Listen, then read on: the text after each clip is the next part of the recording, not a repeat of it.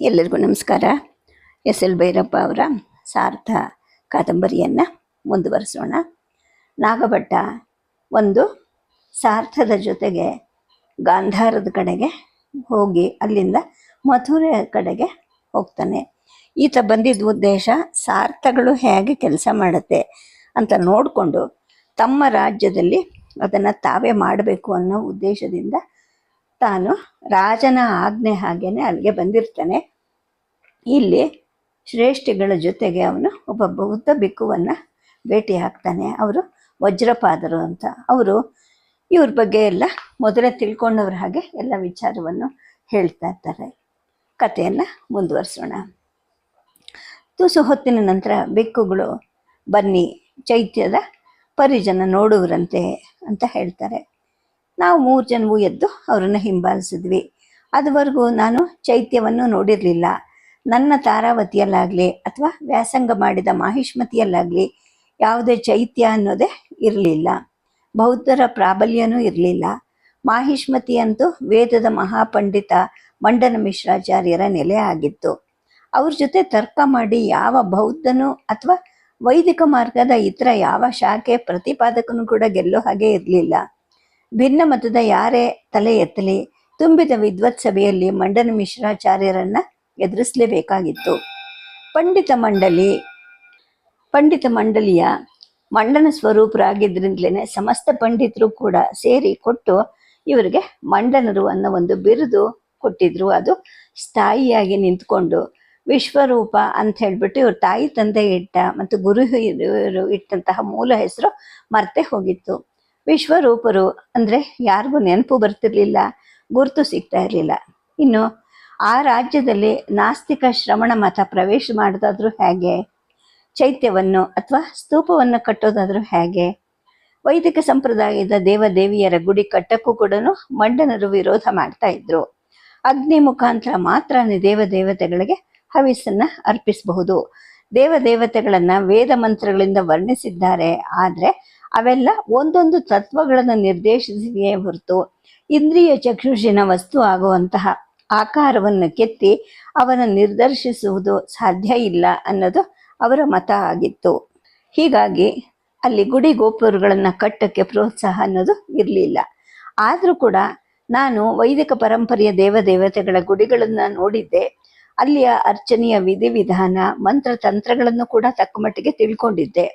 ನವರಂಗ, ನಡುವಣದ ಅಂಕಣ, ಗರ್ಭಗುಡಿ ಹೀಗೆ ಒಳಗೆ ಹೋಗ್ತಾ ಗೂಢವಾಗಿ ಕಿರಿದಾಗುವಂತಹ ಆಕಾರ. ಆದರೆ ಇಲ್ಲಿ ನೋಡಿದ್ರೆ ಒಳಗಡೆ ಹೊಕ್ಕೊಡನೇನೆ ನೀಳ ಚೌಕಾಕಾರದ ದೊಡ್ಡ ಸಭಾಂಗಣ. ಅದರಲ್ಲಿ ಬುದ್ಧ ಸಭಾಧಿಪತಿಯಂತೆ ವಿರಾಜಮಾನ ಆಗಿರುವಂತಹ ಒಂದು ಕಲ್ಪನೆ ಇತ್ತು. ಎಲ್ಲವನ್ನು ತೋರಿಸಿದ ನಂತರ ಭಿಕ್ಕು ವಜ್ರಪಾದರು ಇಬ್ಬರು ಶ್ರೇಷ್ಠಿಗಳಿಗೂ ಹೇಳಿದ್ರು, ಇಲ್ಲೊಂದು ಧರ್ಮಚಕ್ರವನ್ನು ಚಾಲನೆ ಮಾಡುವಂತಹ ಸ್ಥಾನವನ್ನು ನಿರ್ಮಿಸಬೇಕು ಅಂತ ಪ್ರೇರಣೆ ಆಯಿತು. ಕೆಲಸವನ್ನು ಪ್ರಾರಂಭ ಮಾಡಿದ್ವಿ. ವೈದಿಕ ಮತದ ಪಕ್ಷಪಾತಿಗಳಾದ ಪ್ರತಿಹಾರ ರಾಜರಿಂದ ಯಾವ ಸಹಾಯನೂ ದೊರೆಯೋದಿಲ್ಲ ಅಂತ ಗೊತ್ತಿದ್ರೂ ಕೂಡ ಮಣಿಭದ್ರ ಯಕ್ಷನನ್ನ ಕಣಿ ಕೇಳಿದ್ವಿ. ಆರಂಭಿಸಿ ಅಂತ ಸಂಕೇತ ಸಿಕ್ತು. ಬರೀ ಸಂಕೇತವನ್ನು ನೆಚ್ಚಿಕೊಂಡು ಇಷ್ಟು ದೊಡ್ಡ ಕೆಲಸ ಆರಂಭಿಸಬಾರ್ದು ಅಂತ ಹೇಳಿಬಿಟ್ಟು ಈ ಮಾರ್ಗದಲ್ಲಿ ಸಂಚರಿಸುವಂತಹ ಸಾರ್ಥವಾಹರುಗಳ ಜೊತೆಯಲ್ಲಿ ಸಮಾಲೋಚನೆ ಮಾಡಿದ್ವಿ. ಈ ಪುಣ್ಯ ಕೆಲಸಕ್ಕೆ ನಿಧಿ ಸಮರ್ಪಣೆ ಮಾಡದಿದ್ರೆ ನಮ್ಮ ವಾಣಿಜ್ಯ ಅಭಿವೃದ್ಧಿ ಆಗತ್ತಾ? ನಾವು ತಪ್ಪದೆ ಕೊಡ್ತೀವಿ ಅಂದ್ಬಿಟ್ಟು ಪ್ರತಿಯೊಬ್ಬರು ವಾಗ್ದಾನ ಮಾಡಿದ್ರು. ಹಲವರು ಕೊಟ್ಟೇ ಬಿಟ್ರು. ಬುಧ ಶ್ರೇಷ್ಠಿಗಳನ್ನು ಕೇಳದೆ ಆರಂಭಿಸಬಾರದು ಅಂತ ಹೇಳಿಬಿಟ್ಟು ನಮ್ಮ ಸಂಘಾಯದವರೆಲ್ಲರೂ ಒಮ್ಮತದಿಂದಲೇ ಹೇಳಿದ್ರು. ಆದರೆ 2 ವರ್ಷಗಳಿಂದ ನೀವು ಈ ಕಡೆ ಬಂದೇ ಇರಲಿಲ್ಲ, ಬರೋ ಮನಸ್ಸನ್ನು ನಿಮಗೆ ತಥಾಗತ ಕೊಟ್ಟಿರಲಿಲ್ಲ ಅಂತ ಅಂದರು. ನಾನು ಈ ಶ್ರೇಷ್ಠಿಗಳಿಬ್ಬರ ಮುಖವನ್ನು ಗಮನಿಸದೆ ಸಿಕ್ಕಿ ಹಾಕ್ಕೊಂಡಂತಹ ಮುಜುಗರ ಅವರ ಮುಖವನ್ನು ಹಿಸುಕ್ತಾ ಇತ್ತು. ಅವರು ತಕ್ಷಣ ಯಾವುದೇ ಉತ್ತರ ಅಥವಾ ವಾಗ್ದಾನವನ್ನು ಕೂಡ ಕೊಡಲಿಲ್ಲ. ಅವರು ಕೊಡೋದನ್ನು ಆಗಲೇ ಮಣಿಭದ್ರ ಯಕ್ಷನ ಗುಡಿಯ ಗೋಲಕಕ್ಕೆ ಹಾಕಿದ್ರು. ನಾನು ಈಗ ಭಿಕ್ಕುವಿನ ಮುಖವನ್ನೇ ನೋಡ್ತಾ ಇದ್ದೆ. ಸ್ಥಗಿತಗೊಂಡ ಮುಗುಳ್ನಗೆಯಿಂದ ಇವರನ್ನು ಕಟ್ಟಿ ನಿಯಂತ್ರಿಸುವಂತಹ ಭಾವ ಆ ಮುಖದಲ್ಲಿ ತುಳುಂಗಿ ತುಳುಕ್ತಾ ಇತ್ತು. ನಮ್ಮ ಕೈಲಾದ ಕಾಣಿಕೆಯನ್ನು ಅರ್ಪಿಸ್ತೀವಿ ಅಂದ್ಬಿಟ್ಟು ಬುಧ ಶ್ರೇಷ್ಠಿಗಳು ವಚನ ಕೊಟ್ಟರು. ಆ ನಂತರ ಭಿಕ್ಕುಗಳು ನಾವು ಮೂವರನ್ನು ತಮ್ಮ ಸಂಘಾರಾಮಕ್ಕೆ ಭೋಜನಕ್ಕೆ ಆಹ್ವಾನಿಸಿದ್ರು. ಈ ಸಲ ಭೋಜನ ಬೇಡಿ, ನಾವು ಬೀಡಿಗೆ ಹಿಂತಿರುಗಿ ವಣಿಜರ ಜೊತೆಗೆ ಮಾತಾಡಬೇಕು, ಕರಾರಾಧಿಕಾರಿಗಳ ಲೆಕ್ಕ ನೋಡಬೇಕು ಅಂತ ಇವರು ಹೇಳಿದ್ರು ಅವರು ಬಿಡಲಿಲ್ಲ. ಇನ್ನು ನನ್ನ ಕಡೆ ನೋಡಿ ಇವರು ವೈದಿಕ ಬ್ರಾಹ್ಮಣರು, ಬೇರೆಯವರು ಬೇಯಿಸೋದನ್ನು ತಿನ್ನೋದಿಲ್ಲ ಅಂತ ಅವ್ರು ಹೇಳಿದ್ದಕ್ಕೆ, ಇಂಥವರು ಸುಲಭವಾಗಿ ಅಡುಗೆ ಮಾಡಿಕೊಳ್ಳೋ ಅಂತಹ ಪರಿಕರಗಳು ಕೂಡ ನಮ್ಮಲ್ಲಿವೆ, ಬನ್ನಿ ಅಂತ ಸಮಾಧಾನ ಹೇಳಿದ್ರು. ಬೌದ್ಧ ಭಿಕ್ಷುಗಳ ವಾಸಕ್ಕೆ ಅಂತ ಕಟ್ಟಿದ್ದ ಆ ಸಂಘಾರಾಮ ವೃತ್ತಾಕಾರದ ಕಲ್ಲಿನ ಕಟ್ಟಡವಾಗಿತ್ತು. ಒಳಭಾಗದಲ್ಲಿ ಒಬ್ಬೊಬ್ಬರಿಗೊಂದೊಂದರ ಹಾಗೆ ಕಟ್ಟಿದ್ದ ಕಿರಿದಾದ ಕೋಣೆಗಳಿದ್ವು. ಭಿಕ್ಕುಗಳು ವಾಸಿಸುವ ಮತ್ತು ಧ್ಯಾನ ಮಾಡೋ ಕೋಣೆಗಳವು. ಅಂಗಣದ ನಡುವೆ ಕಲ್ಲಿನಲ್ಲಿ ಕಡೆದ ಧ್ಯಾನ ಮುದ್ರೆಯ ಬುದ್ಧ ವಿಗ್ರಹ ಇತ್ತು. ಇಡೀ ಆವರಣವೇನೆ ಧ್ಯಾನಕ್ಕೆ ಸಹಕಾರಿಯಾಗಿತ್ತು. ಭಿಕ್ಕು ವಜ್ರಪಾತರ ಹಾಗೇನೆ ವೇಷ ಧರಿಸಿ ತಲೆಯನ್ನು ಮುಂಡನ ಮಾಡಿಸ್ಕೊಂಡಿದ್ದ ಹಲವಾರು ಭಿಕ್ಷುಗಳು ಅಲ್ಲಿದ್ರೂ ಕೂಡ ಎಲ್ಲೂ ಸಣ್ಣ ಸದ್ದು ಗದ್ದಲ ಕೂಡ ಇರಲಿಲ್ಲ. ವಜ್ರಪಾದರು ಈ ಸಂಘಾರಾಮದ ಮುಖ್ಯರು ಅನ್ನೋದು ತನಗೆ ತಾನೇ ಅರ್ಥ ಆಗ್ತಿತ್ತು ನನಗೆ. ನಾನು ಓದಿದ್ದ ಮಂಡನ ಮಿಶ್ರರ ಪಾಠಶಾಲೆನೂ ಈಗ ನೆನಪಾಯಿತು. ವಿದ್ಯಾರ್ಥಿಗಳು, ಗುರುಗಳು ಸಂಖ್ಯೆಯಲ್ಲಿ, ಕಟ್ಟಡದ ಗಾತ್ರ ವಿಸ್ತಾರಗಳಲ್ಲಿ ಅದಕ್ಕೂ ಇದಕ್ಕೂ ಹೋಲಿಕೆ ಇಲ್ಲದೆ ಇದ್ರೂ ಕೂಡ ಇಲ್ಲಿ ವಾತಾವರಣನೂ ಕೂಡ ಒಂದು ಬಗೆಯ ಗುರುಕುಲ ಅನ್ನೋ ಹಾಗೇನೆ ಇತ್ತು. ಮುಖ್ಯ ಕಟ್ಟಡದ ಪಕ್ಕದಲ್ಲೇ ಇದ್ದ ಪಾಕಶಾಲೆಯಲ್ಲಿ ಶ್ರೇಷ್ಠಿಗಳಿಬ್ಬರೂ ಊಟ ಮಾಡಿದ್ರು. ಅವರು ಕೊಟ್ಟಂತಹ ಅಕ್ಕಿ, ಬೇಳೆ ಇವುಗಳಿಂದ ನಾನು ಅನ್ನ ತೊವೆಗಳನ್ನು ಬೇಯಿಸ್ಕೊಂಡು ತಿನ್ನುವಾಗ ನನ್ನ ಮನಸ್ಸು ಒಂದು ಪ್ರಶ್ನೆಯನ್ನು ಕೇಳ್ತಾ ಇತ್ತು. ಈ ವೇದ ವಿರೋಧಿಗಳ ಅನ್ನವನ್ನು ನಾನು ತಿನ್ನಬಹುದಾ ಅನ್ನೋ ಪ್ರಶ್ನೆ ನನ್ನನ್ನು ಕಾಡ್ತಾ ಇತ್ತು. ಈ ಅನ್ನವನ್ನೇನೆ 2 ವರ್ಷಕ್ಕೂ ಮೀರಿ ತಿಂತ ಅಲ್ಲೇ ಉಳಿತೀನಿ ಅಂತ ನನಗೆ ಆಗ ಹೇಗೆ ತಾನೇ ಗೊತ್ತಾಗಬೇಕು. ನಾನು ಜೊತೆಲಿ ಬಂದಿದ್ದ ಸಾರ್ಥದ ಇನ್ನೊಂದು ತಂಡ ಸಿಂಧೂ ದೇಶದಿಂದ ಹಿಂತಿರುಗಿ ಬಂದಿರಲಿಲ್ಲ. ಅಲ್ಲಿ ರಾಜಕೀಯ ಏರುಪೇರುಗಳಾಗಿದ್ವು, ವಣಿಜರಿಗೆ ತೊಂದರೆನೂ ಆಗಿತ್ತು. ಸಿಂಧೂ ದೇಶವನ್ನು ಸಂಪೂರ್ಣವಾಗಿ ಆಕ್ರಮಿಸಿಕೊಂಡಿದ್ದಂತಹ ಮ್ಲೇಚ್ಛ ಧರ್ಮೀಯರು 3 ದಿನದಲ್ಲಿ ಒಂದೇ ಸಮನೆ ಸ್ಥಳೀಯರನ್ನು ಕತ್ತಿಯಿಂದ ಕೊಂದ್ರಂತೆ. 4,000 ತಮ್ಮ ಸೈನಿಕರನ್ನು ನೆಲೆಗೊಳಿಸಿ ಅವರಿಗಾಗಿ ಒಂದು ಪ್ರಾರ್ಥನಾ ಮಂದಿರವನ್ನು ಕಟ್ಟಿದ್ರಂತೆ. ಕ್ರಮೇಣ ಇಡೀ ಸಿಂಧೂ ದೇಶವನ್ನು ಆಕ್ರಮಿಸಿದ ಮೇಲೆ ಸ್ಥಳೀಯ ರಾಜರುಗಳಿಗೆ ಅವ್ರು ಹೇಳಿದ್ರಂತೆ, ನೀವು ನಮ್ಮ ಧರ್ಮಕ್ಕೆ ಮತಾಂತರಗೊಂಡ್ರೆ ನಿಮ್ಮ ಅಧಿಕಾರವನ್ನು ಉಳಿಸಿ ಮುಂದುವರಿಸ್ತೀವಿ ಅಂತ ಕರಾರು ಹಾಕಿದ್ರಂತೆ. ಹಲವು ರಾಜರುಗಳು ಇದಕ್ಕೆ ಒಪ್ಪಿಕೊಂಡ್ರಂತೆ, ಮತಾಂತರಗೊಂಡ್ರಂತೆ, ಮ್ಲೇಚ್ಛರ ಸಾರ್ವಭೌಮತ್ವವನ್ನು ಕೂಡ ಒಪ್ಪಿಕೊಂಡ್ರಂತೆ. ತಮ್ಮ ಧರ್ಮ ಮತ್ತು ಸ್ವತಂತ್ರವನ್ನು ಉಳಿಸಿಕೊಳ್ಳೋಕ್ಕೆ ವೀರತನೆಯಿಂದ ಕಾದಿದ್ದ ಜಯಸಿಂಹ ಅನ್ನೋ ಒಬ್ಬ ರಾಜ ಕೂಡ ಮತಾಂತರಗೊಂಡನಂತೆ. ಆಗ ವಿಧರ್ಮೀಯರು ಇನ್ನೊಂದು ಕರಾರು ಹಾಕಿದ್ರಂತೆ. ಭರತಖಂಡದ ಸಾರ್ಥಗಳು ತಮ್ಮ ಸರಕುಗಳನ್ನೆಲ್ಲ ಈ ಮ್ಲೇಚ್ಛ ಸಾರ್ಥಗಳಿಗೆ ಅವರು ಹೇಳೋ ಬೆಲೆಗೆ ಮಾರಿ ಹಿಂತಿರುಗಿಬಿಡಬೇಕು. ಸಾಗರೋತ್ತರದ ಅಥವಾ ಪಶ್ಚಿಮದ ಯಾವ ದೇಶಗಳ ಜೊತೆನೂ ಅವರು ನೇರವಾಗಿ ವ್ಯಾಪಾರ ಮಾಡೋ ಹಾಗಿಲ್ಲ. ಸಮುದ್ರ ಪಟ್ಟಣವಿದ್ದ ಸಿಂಧೂ ದೇಶಕ್ಕೆ ಹೋಗಿದ್ದ ನಮ್ಮ ಶ್ರೇಷ್ಠಿಗಳ ಇನ್ನೊಂದು ತಂಡ ಸರಕುಗಳನ್ನು ಅವರು ಹೇಳೋ ಬೆಲೆಗೆ ಸೀದ್ರೆ ನಷ್ಟವಾಗಿ ತಮ್ಮ ವ್ಯಾಪಾರವನ್ನು ನಿಲ್ಲಿಸಬೇಕಾಗತ್ತೆ ಅಂತ ಯೋಚನೆ ಮಾಡಿ ಇಡೀ ಸಾರ್ಥವನ್ನು ಅಲ್ಲಿಂದ ಉತ್ತರದ ಗಾಂಧಾರದ ಕಡೆಗೆ ತಿರುಗಿಸಿದ್ದಾರೆ ಅನ್ನೋ ಸುದ್ದಿ ಮಥುರಾಗೆ ಬಂದಿತ್ತು. ಒಟ್ಟಲ್ಲಿ ಪಶ್ಚಿಮ ಮತ್ತು ವಾಯುವ್ಯ ಮಾರ್ಗಗಳ ನಮ್ಮ ವಾಣಿಜ್ಯಕ್ಕೆ ದುರ್ದಶೆ ಬೆಳೆದಿತ್ತು. ತಮ್ಮದೇ ಇನ್ನೊಂದು ಸಾರ್ಥ ವಾಯುವ್ಯ ದಿಕ್ಕಿಗೆ ಹೋಗಿದೆ. ಈಗ ತಾವು ಅಲ್ಲಿಗೆ ಹೊರಟಿದ್ದೀವಿ. ವ್ಯಾಪಾರದ ದೃಷ್ಟಿಯಿಂದ ಇದು ಎಷ್ಟರ ಮಟ್ಟಿಗೆ ಸಾಧು ಅಂತ ನಮ್ಮ ಶ್ರೇಷ್ಠಿಗಳಿಬ್ಬರು ಯೋಚನೆ ಮಾಡ್ತಾ ಸಮಾಲೋಚನೆಗೆ ತೊಡಗೊಂಡ್ರು. ಸಾರ್ಥದ ಇತರ 4 ಹಿರಿಯರ ಜೊತೆಗೆ ನನ್ನನ್ನು ಕೂಡ ಈ ಸಮಾಲೋಚನೆಯಲ್ಲಿ ಸೇರಿಸಿಕೊಂಡ್ರು. ಈ ವೃತ್ತಿನಲ್ಲಿ ಯಾವುದೇ ಅನುಭವನೂ ಇಲ್ಲದೆ ಕೇವಲ ವೇದಾಂಗಗಳನ್ನು ಉನ್ನತ ಮಟ್ಟದಲ್ಲಿ ಅಧ್ಯಯನ ಮಾಡಕ್ಕೆ ಕಾಶಿಗೆ ಹೊರಟಿರೋ ನಾನು ಅಂತ ಇದ್ರೂ ಕೂಡ ನಾನು ಒಬ್ಬ ಆತ್ಮೀಯ ಅಂಥೇಳಿ ನನ್ನನ್ನು ಸೇರಿಸ್ಕೊಂಡಿದ್ರು ಅವರು ಅಂತ ನಾನು ಭಾವಿಸ್ಕೊಂಡೆ. ವಾಯುವ್ಯ ದಿಕ್ಕಲ್ಲಿ ಹೋಗೋದು ಸಾಧು ಅಲ್ಲ, ಆದರೆ ಆ ದಿಕ್ಕಲ್ಲೇ ವ್ಯಾಪಾರ ಆಗುವಂತಹ ಪದಾರ್ಥಗಳನ್ನು ಅವರು ದಾರಿ ಉದ್ದಕ್ಕೂ ಕೊಂಡು ತಂದಿದ್ರು. ಸಾರ್ಥವನ್ನು ಬೇರೆ ಯಾವ ದಿಕ್ಕಿಗೆ ತಿರುಗಿಸಿದ್ರು ಕೂಡ ಅಷ್ಟು ಹಣವನ್ನು ಸುರಿದುಕೊಂಡು ಅಷ್ಟು ವೆಚ್ಚ ಮಾಡಿ ಇಲ್ಲಿವರೆಗೂ ಸಾಗಿಸಿರೋ ವಸ್ತುಗಳು ವಿಕ್ರಯ ಆಗೋದಿಲ್ಲ ಅನ್ನೋದವ್ರಿಗೆ ಚೆನ್ನಾಗಿ ಗೊತ್ತಿತ್ತು. ಲಾಭ ಬೇಡ, ಮೂಲಧನವನ್ನಾದರೂ ಗಿಟ್ಟಿಸ್ಕೊಂಡು ಹಿಂತಿರುಗಿದ್ರೆ ಸಾಕು ಅಂತ ಅನ್ಯ ಮಾರ್ಗವನ್ನು ಕಾಣದೆ ಆ ಪರಿಸ್ಥಿತಿಯಲ್ಲಿ ಅವರು ಮುಂದೆ ಹೊರಟರು. ನಾನು ಬಂದಿರೋದು ವ್ಯಾಪಾರದ ಮರ್ಮಗಳನ್ನ ತಿಳಿಲಿಕ್ಕೆ ಅಂತ. ನಾನು ನಿಮ್ಮ ಜೊತೆ ಬರ್ತೀನಿ ಅಂತ ಹೇಳೋ ಮನಸ್ಸು ನನಗಾಯಿತು. ಆದರೆ ನಾನು ಒಬ್ಬ ಸೋಗಿನವನು ಅಂತ ತಿಳಿದ್ರೆ ಈಗ ಬೆಳೆದಿರೋ ವಿಶ್ವಾಸ ಎಲ್ಲ ನಾಶ ಆಗತ್ತೆ. ಅಲ್ಲದೆ ಇವನು ಮೋಸಗಾರ ಅಂತ ನನ್ನನ್ನು ಶಿಕ್ಷಿಸಲೂಬಹುದು ಅನ್ನೋ ಅರಿವು ಹುಟ್ಟುಕೊಂಡು ಸುಮ್ಮನಾದೆ. ನಮ್ಮ ಸಾರ್ಥ ಬರೋವರೆಗೂ ನೀವು ಇಲ್ಲಿ ಕಾಯ್ತಾ ಇರಿ. ಅವ್ರ ಜೊತೆಗೆ ನಿಮ್ಮನ್ನ ಕಾಶಿಗೆ ಕಳಿಸೋ ಹಾಗೆ ನಾವು ವಜ್ರಪಾದ ಬಿಕ್ಕುಗಳಿಗೆ ಹೇಳ್ತೀವಿ. ನೀವು ನಮ್ಮ ಕಡೆಯವರು ಇಲ್ಲಿರಕ್ಕೆ ಅನುಮತಿ ಕೊಡಿ ಅಂದ್ಬಿಟ್ಟು ಇಲ್ಲಿಯ ರಾಜಾಧಿಕಾರಿಗಳಿಗೂ ಕೂಡ ಹೇಳ್ತೀವಿ. ಅಮರುಕ ಮಹಾರಾಜರು ನಿಮ್ಮ ವೆಚ್ಚಕ್ಕೆ ಅಂತ ನಮ್ಮ ಕೈಲಿ 500 ಸುವರ್ಣದ ನಾಣ್ಯಗಳನ್ನು ಕೊಟ್ಟಿದ್ದಾರೆ. ದಾರಿಯಲ್ಲಿ ನಿಮ್ಮ ಭೋಜನ ಸಾಮಗ್ರಿಯನ್ನು ಬಿಟ್ಟು ನಾವು ನಿಮಗೆ ಬೇರೆ ಏನೂ ಕೊಟ್ಟಿಲ್ಲ. ವೇದ ಪಂಡಿತರಿಗೆ ಕೊಟ್ಟ ಅನ್ನ ವಸ್ತುಗಳಿಗೆ ಬೆಲೆ ತಗೊಳ್ಳೋದು ಪಾಪ. ಆದ್ದರಿಂದ ಅಷ್ಟು ಹಣವನ್ನು ನಿಮಗೆ ಕೊಟ್ಬಿಡ್ತೀವಿ. ಅಷ್ಟನ್ನು ಹತ್ರ ಇಟ್ಕೊಂಡಿರೋದು ಕ್ಷೇಮ ಅಲ್ಲ.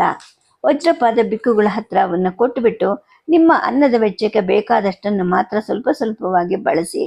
ಅವರಲ್ಲಿಟ್ಟಿದ್ದ ಹಣ ಕ್ಷೇಮವಾಗಿರುತ್ತೆ. 1-2 ತಿಂಗಳಲ್ಲಿ ನಮ್ಮ ಇನ್ನೊಂದು ಸಾರ್ಥ ಹಿಂತಿರುಗದಿದ್ರೆ ನಿಮ್ಮನ್ನ ಬೇರೆ ಯಾವುದಾದ್ರೂ ನಂಬಿಕೆ ಇರುವಂತಹ ಸಾರ್ಥದ ಸಂಗಡ ಕಳಿಸೋ ಹಾಗೆ ನಾವು ಬಿಕ್ಕುಗಳಿಗೆ ಹೇಳ್ತೀವಿ ಅಂತ ಅಂದರು. ಈ ಸಲಹೆಯನ್ನು ಬಿಟ್ಟು ಸೂಕ್ತವಾದ ಬೇರೆ ಯಾವ ದಾರಿನೂ ನನಗೆ ಉಳಿಲಿಲ್ಲ. ಅಷ್ಟು ದಿನ ಜೊತೆಯಲ್ಲಿ ಪ್ರಯಾಣಿಸಿ ಸ್ನೇಹ ಬೆಳೆದ ಈ ಸಾರ್ಥವನ್ನು ಬೀಳ್ಕೊಡುವಾಗ ನನಗೆ ನಿಜವಾಗ್ಲೂ ವ್ಯಸನ ಆಯಿತು. ಒಂದು ಸಾಲಿಗೆ ಮುಂದೆ 2-2ರಂತೆ ಜೋಡಿಯಲ್ಲಿ ನಡೆಯುವ ಕುದುರೆಗಳು, ಅವುಗಳ ಹಿಂದೆ 10 ಆನೆಗಳು, ಅವುಗಳ ಹಿಂದೆ 200 ಗಾಡಿಗಳು, ಹಿಂಬದಿಯಲ್ಲಿ ಕತ್ತಿ ಬಲ್ಲೆಗಳನ್ನು ಹಿಡಿದು ಕುದುರೆ ಏರಿ ಕುಳಿತ ಭಟರು. ಇಲ್ಲಿಂದ ತಕ್ಷಶಿಲೆಯವರೆಗೂ ಸಾರ್ಥಪಥವು ಸುಸ್ಥಿತಿಯಲ್ಲೇ ಇದೆಯಂತೆ. ಹಳ್ಳಗಳಿಗೆ ಸೇತುವೆ, ಹೊಳ ನದಿಗಳನ್ನು ದಾಟಕ್ಕೆ ದೊಡ್ಡ ನಾವೆಗಳು, ಮಾರ್ಗದ ಬಹುತೇಕ ಭಾಗಗಳಲ್ಲಿ ನೆರಳು ಕೊಡುವಂತಹ ವೃಕ್ಷಗಳು, ತಂಗುದಾಣಗಳಲ್ಲಿ ದೊಡ್ಡ ದೊಡ್ಡ 1000 ಜನ ಪಶುಗಳಿಗೂ ಆಗುವಷ್ಟು ನೀರು ಮೊಗದ್ರೂ ಭೂಮಿ ಒಳಗಿಂದ ಉಕ್ಕುವಂತಹ ಜಲಕಣ್ಣಿನ ಕೊಳಗಳಿವೆಯಂತೆ. ಶಾಕಲ ಪಟ್ಟಣದವರೆಗೂ ಕಳ್ಳಕಾಕರ ಭೀತಿನೂ ಕಡಿಮೆ ಅಂತೆ. ನಾನು ಅವ್ರ ಜೊತೆ ಹೋಗಬೇಕು ಅನ್ನೋ ಆಸೆಯನ್ನು ತಡ್ಕೊಂಡು ಹಿಂದೆ ನಿಂತ್ಕೊಂಡೆ. ಮನಸ್ಸು ಒಂದು ರೀತಿ ಭಾವುಕವಾಗಿತ್ತು. ಆದರೆ ನಡುವೆ ಸೇರಿಕೊಂಡು ಯಾವುದೋ ಊರಲ್ಲಿ ಕಳಚಿಕೊಳ್ಳುವಂತಹ ನನ್ನಂಥ ಆಶ್ರಿತ ಪ್ರಯಾಣಿಕರನ್ನ ತಮ್ಮ ಆಯುಷ್ಯದ ಉದ್ದಕ್ಕೂ ನೋಡ್ತಾ ಇರೋ ಅವ್ರು ಯಾರೂ ಭಾವುಕರ ಆದ್ರ ಹಾಗೆ ಕಾಣಲೇ ಇಲ್ಲ. ಪುರಶ್ರೇಷ್ಠಗಳು ಮಾತ್ರ ಹೇಳಿದ್ರು, ದೈವೇಚ್ಛೆ ಇದ್ರೆ ಮತ್ತೆ ಸಂಧಿಸ್ತೀವಿ ಅಂತ ಹೇಳಿಬಿಟ್ಟು ಮುಗುಳ್ನಕ್ಕು ಅಲ್ಲಿಂದ ಮುಂದೆ ಸಾಗೇ ಬಿಟ್ರು. ಅವರು ಹೋದ ನಂತರ ನಾನು ಒಂಟಿ ಅನ್ನಿಸ್ತು. ಹೊತ್ತು ಹೋಗೋದು ಕಷ್ಟ ಆಯಿತು. ನಾನು ಈ ನಗರದಲ್ಲಿ ಗೊತ್ತು ಗುರಿ ಇಲ್ಲದೆ ಇದ್ದೀನಿ ಅನ್ನೋ ಭಾವನೆ ತುಂಬಿಕೊಂತು. ದಕ್ಷಿಣಾಭಿಮುಖವಾಗಿ ಹೋಗೋ ಯಾವುದಾದ್ರೂ ಸಾರ್ಥದ ಜೊತೆಗೆ ಊರಿಗೆ ಹಿಂತಿರ್ಗೋದಾ ಅನ್ನೋ ಒಂದು ಆಲೋಚನೆನೂ ಬರ್ತು. ಸಾರ್ಥದ ಒಳಮರ್ಮದ ವಿದ್ಯೆಯ ಮಟ್ಟ ಇಷ್ಟೇನಾ ಅಂತ ನಿರ್ಧರಿಸೋರಾದ್ರೂ ಯಾರು? ನಾನು ಈಗ ತಿಳ್ಕೊಂಡಿದ್ದನ್ನು ಮಹಾರಾಜನಿಗೆ ವರದಿ ಮಾಡಿದ್ರೆ ಸಾಕು ಅನ್ನೋ ಒಂದು ಸಮಾಧಾನ ನನ್ನಲ್ಲಿ ಮೂಡ್ತಾ ಬಂತು. ಇನ್ನೊಂದು ಸಾರ್ಥ ಬಂದು ನಾನು ಕಾಶಿಗೆ ಹೋದ್ರೂ ಕೂಡ ನಾನೇನು ಅಲ್ಲಿ ವೇದಾಂಗಗಳ ಪಾಠ ಹೇಳಿಸ್ಕೊಳ್ಳೋದಿಲ್ಲ. ಏಕೆಂದರೆ ಆಧ್ಯಾತ್ಮ ವಿದ್ಯೆಯ ಪಾರಂಗತ್ಯದಲ್ಲಿ ನನಗೆ ಅಷ್ಟೇ ಇರಲಿಲ್ಲ. ವಿಹಾರದ ಪಾಕಶಾಲೆಯ ಒಂದು ಮೂಲೆಯಲ್ಲಿ 3 ಕಲ್ಲಿನ ಮೇಲೆ ಬೇಯಿಸ್ಕೊಂಡು ಊಟ ಮಾಡ್ತಾ ಇದ್ದೆ. ಹೊತ್ತು ಕಳೀಲಿಕ್ಕೆ ಅಂದ್ಬಿಟ್ಟು ಸಾರ್ಥಗಳು ಬೀಡು ನೀಡಕ್ಕೆ ಅಂತ ಮಾಡಿದ ದೊಡ್ಡ ಮಾಳದಲ್ಲಿ ತಿರುಗಾಡ್ತಿದ್ದೆ. ಬುಧಶ್ರೇಷ್ಠಿಗಳು ಸಾರ್ಥ ನಿರೀಕ್ಷಕನಿಗೆ ಪರಿಚಯ ಮಾಡಿಸಿ ಗುರುತಿನ ಬಿಲ್ಲೆಯನ್ನು ಕೊಡಿಸಿದ್ರು. ಹಾಗಾಗಿ ಇಲ್ಲೆಲ್ಲ ಸುತ್ತಾಡೋಕ್ಕೆ ನನ್ನನ್ನು ಯಾರು ತಡಿತಾನೂ ಇರಲಿಲ್ಲ. ಎಷ್ಟು ಕಡೆಯ ಸಾರ್ಥಗಳು ಇಲ್ಲಿಗೆ ಬರುತ್ತವೆ. ಎಲ್ಲವೂ ದೊಡ್ಡವೇ ಅಲ್ಲ, 50 ಗಾಡಿಗಳಷ್ಟು ಚಿಕ್ಕವೂ ಕೂಡ ಬರ್ತಾ ಇದ್ವು. ವಾಹರನ್ನು ಮಾತ್ರ ಅಲ್ಲದೆ ಯಾವ ಭಟನನ್ನು ಮಾತಾಡಿಸ್ತಾ ಕೂತ್ರೂ ಸಾಕು, ಅದೆಷ್ಟೋ ವಿಷಯ ತಿಳಿಯುತ್ತೆ. ಯಾವ ಊರು, ಅದು ಎಲ್ಲಿದೆ, ಯಾವ ದೇಶಗಳನ್ನು ಹಾದು ಬಂದ್ರಿ, ಮಾರ್ಗರಕ್ಷಣೆ ಹೇಗಿದೆ, ಯಾವ ಕಡೆ ಹೊರಟಿದ್ದೀರಾ, ಯಾವ ವಸ್ತುಗಳ ವ್ಯಾಪಾರ ಹೇಗೆ ನಡೀತಾ ಇದೆ, ಹೀಗೆ ಲೋಕಾರೂಢಿಯ ಸಂಭಾಷಣೆ ಮಾಡ್ತಾ ಇದ್ರೇ ಇದುವರೆಗೂ ನಾನು ಕಲ್ಪಿಸ್ಕೊಳ್ಳೋಕ್ಕೂ ಸಾಧ್ಯ ಇಲ್ಲದೆ ಇರೋಂತಹ ಹೊಸ ಪ್ರಪಂಚ ಕಣ್ಣೆದುರು ತೆರೆದುಕೊಳ್ತಾ ಇತ್ತು. ನೇರವಾಗಿ ಕೇಳ್ದೇನೆ ಬೇರೆ ಬೇರೆ ರಾಜ್ಯಗಳ ಆಡಳಿತ ಮತ್ತು ರಾಜಕೀಯ ಸ್ಥಿತಿಗತಿಗಳ ಹಿನ್ನೆಲೆ ಪರಿಚಯನೂ ಕೂಡ ನನಗೆ ಆಗ್ತಾ ಇತ್ತು. ಪಥಗಳ ಸುಸ್ಥಿತಿ ಅಥವಾ ದುಸ್ಥಿತಿ, ಕಳ್ಳಕಾಕರರ ಪೀಡೆ ಇದೆಯಾ ಅಥವಾ ಇಲ್ವಾ, ಕರವನ್ನು ವಸೂಲು ಮಾಡೋ ಅಧಿಕಾರಿಗಳು ಪ್ರಾಮಾಣಿಕರ ಅಥವಾ ಇಲ್ವಾ, ಕರದ ಪ್ರಮಾಣ ಯಾವ ಮಟ್ಟದ್ದು ಅನ್ನೋ ಒಂದು ಪ್ರಶ್ನೆಗಳಿಗೆ ಉತ್ತರ ಸಿಕ್ಕಿದ್ರೂ ಕೂಡ ಒಂದು ರಾಜ್ಯ ಯಾವ ಸ್ಥಿತಿಯಲ್ಲಿದೆ ಅಂತ ಹೇಳಿಬಿಡಬಹುದು ಅಂತ ನಾನು ಅರ್ಥ ಮಾಡ್ಕೋತಾ ಹೋದೆ. ಕೆಲವು ಸಂದರ್ಭಗಳಲ್ಲಿ ಸಾರ್ಥವಾಹರ ಅಥವಾ ಕಾಯಸ್ಥರ ಜೊತೆಗೇನೆ ವಿರಾಮದಲ್ಲಿ ಮಾತಾಡುವಂತಹ ಅವಕಾಶ ಆಗ್ತಾ ಇತ್ತು. ಆಗಂತೂ ಹೆಚ್ಚು ನಿಖರವಾದ ಮಾಹಿತಿ ನನಗೆ ಲಭಿಸ್ತಾ ಇತ್ತು. ಸುಮ್ಮನೆ ಇಲ್ಲಿ ಹೀಗಿದ್ರೆ ಸಾಕು, ಮಹಾರಾಜ ನಿಯುಕ್ತಿಸಿರುವ ಮಾಹಿತಿಯನ್ನ ಹೆಚ್ಚು ಸುಲಭವಾಗಿ ಸಂಪಾದಿಸ್ತಾ ಇರಬಹುದು ಅಂತ ನನಗನ್ನಿಸ್ತು. ಯಾವುದೋ ಮೂಲೆಯ ನನ್ನ ತಾರಾವತಿಯಲ್ಲಿ ಇರೋಕ್ಕಿಂತ ಈ ನಗರದ ಈ ಸಾರ್ಥಮಾಳದಲ್ಲಿ ತಿರುಗುವಾಗ ವಿಶಾಲ ಪ್ರಪಂಚದ ಅನುಭವ ಆಗ್ತಾ ಇರೋ ಭಾವನೆ ನನ್ನಲ್ಲಿ ಹುಟ್ಟುತ್ತಾ ಇತ್ತು. ಇದರಲ್ಲೇ ರುಚಿ ಹುಟ್ಟಿ ಗೊತ್ತು ಗುರಿ ಇಲ್ಲ ಅನ್ನುವಂತಹ ಒಂದು ಭಾವನೆ ನಿಧಾನವಾಗಿ ಕಡಿಮೆ ಆಗ್ತಾ ಹೋಯಿತು. ವಿಹಾರದ ಬಿಕ್ಕುಗಳ ಪರಿಚಯವಾಗಿ ಅವ್ರ ಜೊತೆಗೆ ಧರ್ಮದ ಆಚಾರದ ವಿಷಯಗಳನ್ನು ಕೂಡ ಮಾತಾಡೋಕ್ಕೆ ಪ್ರಾರಂಭ ಮಾಡ್ತಾ ಹೋದೆ. ಕಾಶಿಲಿ ಏನಿದೆ ಅಂತ ಹೋಗ್ತಾ ಇದ್ದೀರಾ? ಉನ್ನತ ವ್ಯಾಸಂಗ ಬೇಕಾದರೆ ನಳಂದಕ್ಕೆ ಹೋಗಿ, ಎಲ್ಲ ಶಾಖೆಗಳಲ್ಲೂ ಅಧ್ಯಯನದ ಅವಕಾಶ ಅಲ್ಲಿದೆ. ವೇದ ಪಾಠ ನಿಮಗೆ ಹೇಗಿದ್ರೂ ಆಗಿದೆ, ಬೇರೆ ಪಾಠಗಳನ್ನು ಯಾಕೆ ಅಧ್ಯಯನ ಮಾಡಬಾರ್ದು ಅಂತ ಅವ್ರು ಆಗಾಗ ನನ್ನನ್ನು ಕೇಳ್ತಾ ಇದ್ರು. ಒಂದು ವ್ಯತ್ಯಾಸ ನನಗೆ ಮನವರಿಕೆ ಆಯಿತು. ತಮ್ಮ ಮತದ ಮೂಲ ತತ್ವಗಳನ್ನು ಇತರರಿಗೆ ಬೋಧಿಸೋಕ್ಕೆ ಇವರು ಸದಾ ಉತ್ಸುಕರಾಗಿರ್ತಾರೆ. ಹಾಗೆ ಬೋಧಿಸಿ ಪ್ರಚಾರ ಮಾಡೋದೇನೆ ಅವರ ಧರ್ಮಾಚಾರದ ಒಂದು ಪ್ರಮುಖ ಅಂಗ. ಅವರ ಧರ್ಮ ಸಂಸ್ಥಾಪಕನಾದ ಬುದ್ಧ ಭಗವಾನನೇ ತನಗೆ ಜ್ಞಾನೋದಯ ಆದ ನಂತರ ಶರೀರ ಗಳಿತವಾಗಿ ಬಿದ್ದು ಹೋಗೋ ತನಕ ನಾಡುಗಳನ್ನು ತಿರುಗಿ ಬಡವ, ಬಲ್ಲಿದ, ರಾಜ, ವಣಿಜ, ಗಂಡು, ಹೆಣ್ಣು, ಮುದುಕ, ಮೋಟ ಮೊದಲಾದ ಪ್ರತಿಯೊಂದು ಸ್ತರದವರೆಗೂ ಕೂಡ ತನ್ನ ಧರ್ಮವನ್ನು ಬೋಧಿಸಿದ್ದ. ತನ್ನ ಹಾಗೆಯೇ ನಾಡುಗಳಿಗೆ ದೂರದ ದೇಶಗಳಿಗೆ ಹೋಗಿ ಈ ಧರ್ಮವನ್ನ ಪ್ರಚಾರ ಮಾಡೋ ಆದೇಶದಿಂದ ಶಿಷ್ಯರ ತಂಡಗಳನ್ನೇ ರೂಪಿಸ್ದ. ಇದೇ ಪರಂಪರೆ ಬೆಳೀತು. ಧರ್ಮಕ್ಕೆ ಒಪ್ಪಿಸ್ಕೊಳ್ಳೋದು ಅಂದರೆ ಧರ್ಮ ಪ್ರಚಾರ ಮಾಡೋದು ಅನ್ನೋ ಒಂದು ನಿಷ್ಠೆ ಹುಟ್ಕೊಂತ ಹೋಯಿತು. ಈ ಧರ್ಮವನ್ನು ಸ್ವೀಕರಿಸಿದ ರಾಜಮಹಾರಾಜರುಗಳೇ ಕಾಷಾಯ ವಸ್ತ್ರವನ್ನು ಧರಿಸಿ ಕಾಣದ ದೇಶಗಳಲ್ಲಿ ಕಾಲ್ನಡಿಗೆಯಿಂದ ಚಲಿಸಿ ಧರ್ಮ ಪ್ರಚಾರದ ಬಿಕ್ಕುಗಳೂ ಆಗಿದ್ರು.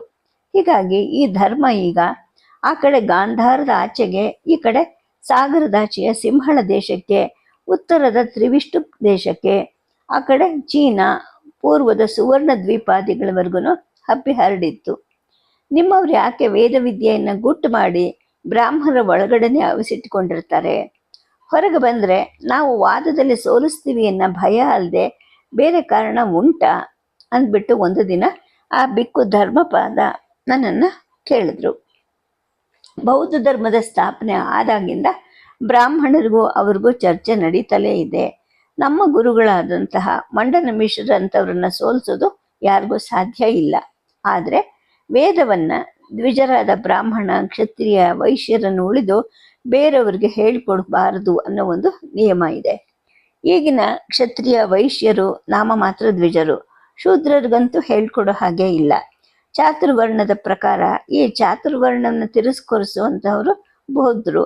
ನಮ್ಮವ್ರು ಯಾಕೆ ತಿರಸ್ಕರಿಸಬಾರ್ದು ಅನ್ನೋ ಪ್ರಶ್ನೆ ಮೊದಲಿಗೆ ನನ್ನ ಮನಸ್ಸಲ್ಲಿ ಹುಟ್ಕೊಂತು.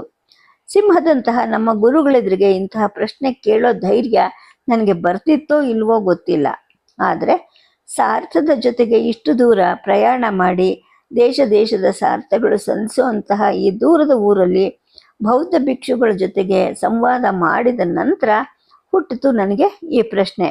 ಒಂದು ಮೂರ್ತ ಸನ್ನಿವೇಶವನ್ನು ಕೊಡ್ತು. ನಾನು ಪ್ರತಿದಿನ ವಿಹಾರದ ಪಾಕಶಾಲೆಯಲ್ಲಿ ಪ್ರತ್ಯೇಕ ಕಲ್ಲೊಲೆ ಮೇಲೆ ಅಡುಗೆ ಮಾಡ್ಕೊಂಡು ಊಟ ಮಾಡ್ತಾ ಇದ್ದೆ. ನಾವು ಮಾಡಿದ್ದನ್ನು ನೀವು ಯಾಕೆ ಉಣ್ಣಬಾರ್ದು ಅಂತ ಅವ್ರು ಆಗಾಗ ಕೇಳ್ತಾ ಇದ್ರು. ನೀವು ಬೇಯಿಸೋ ಅನ್ನ ಪರಿಶೇಚನೆಗೆ ಅಶುದ್ಧ ಅನ್ನೋ ಉತ್ತರ ಕೇವಲ ಶ್ರದ್ಧೆ ಮಾತಾಗುತ್ತೆ ಅಂತ ನನಗೆ ಅನ್ನಿಸ್ತಿತ್ತು. ಪರಿಶೇಚನೆ ಮಾಡೋದೇನೆ ಶುದ್ಧ ಮಾಡೋದಕ್ಕೆ. ಆದ್ದರಿಂದ ಮೂಲ ಅನ್ನವನ್ನು ಯಾರು ಬೇಯಿಸಿದ್ರೇನು ಅನ್ನೋ ಪ್ರಶ್ನೆ ನನ್ನಲ್ಲೇ ಹುಟ್ಟುತ್ತಾ ಇತ್ತು.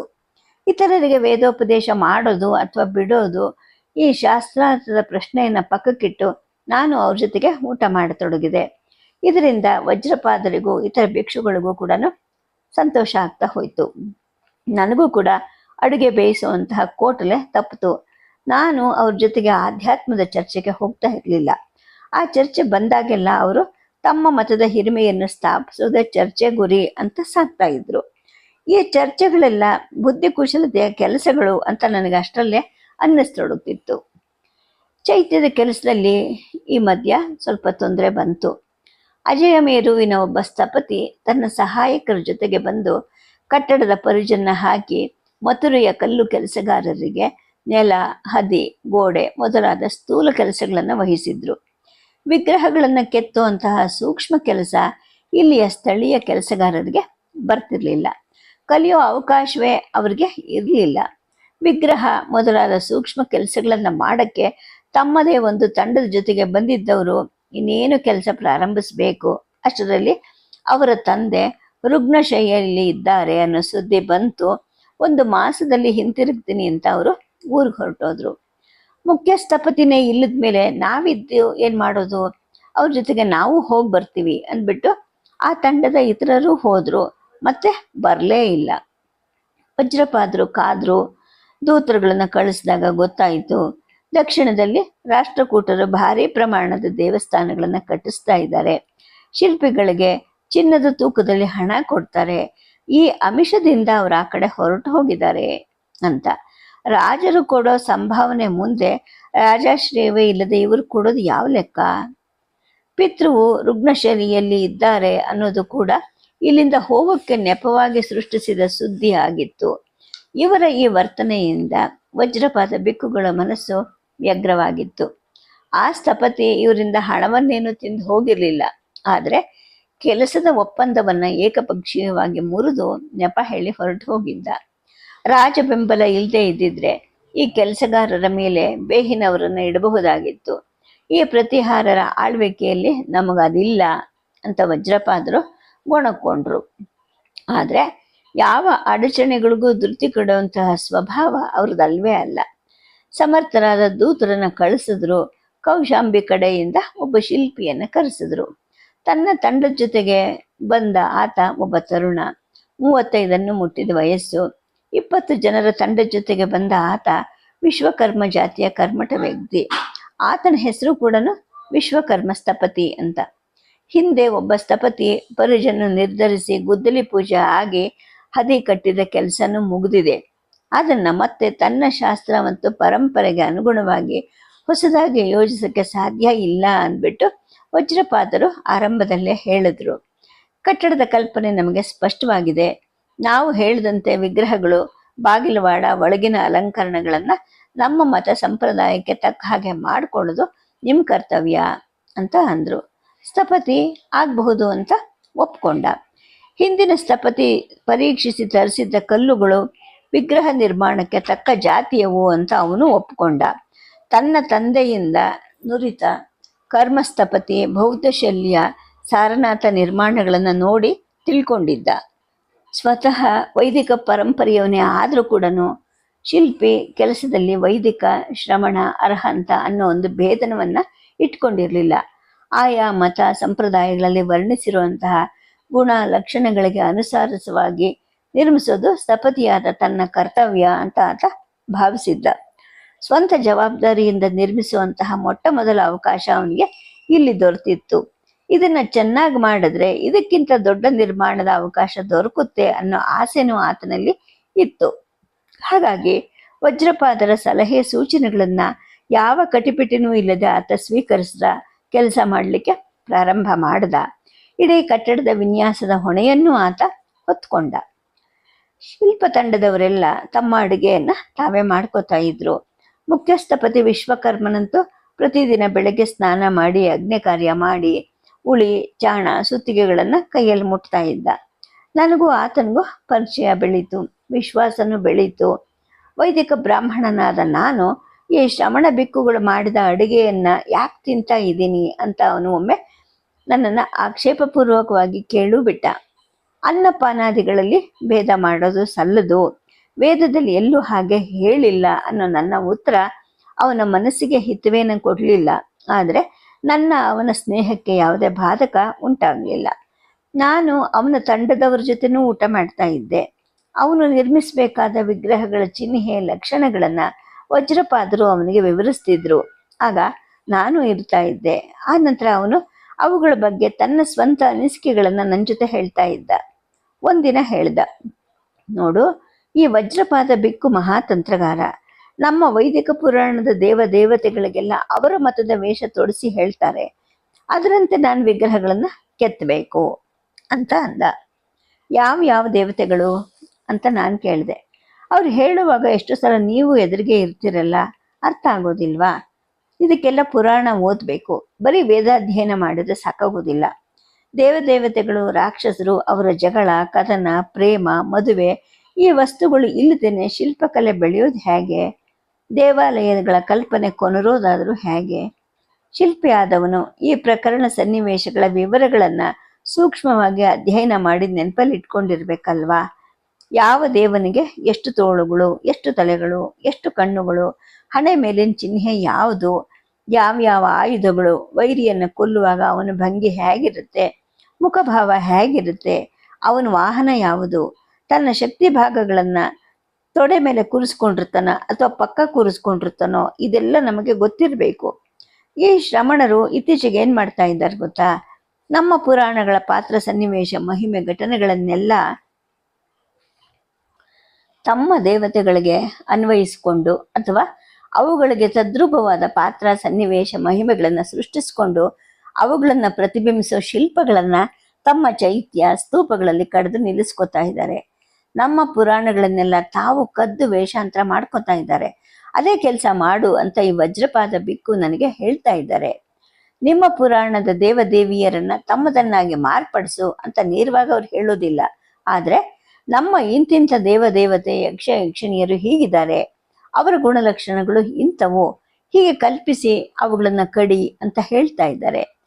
ಇವೆಲ್ಲ ಮೂಲದಲ್ಲಿ ನಮ್ಮ ಪುರಾಣದ್ದು ಅಂತ ನನಗೆ ಗೊತ್ತಾಗಲ್ವಾ ಅಂತ ಅಂದ. ಯಾವ್ಯಾವುದನ್ನು ಹೇಳಿದ್ರು ಅಂತ ನಾನು ಕೇಳಿದೆ. ಸದ್ಯಕ್ಕೆ ಕಥೆಯನ್ನ ನಿಲ್ಲಿಸಿರ್ತೀನಿ. ನಮಸ್ಕಾರ.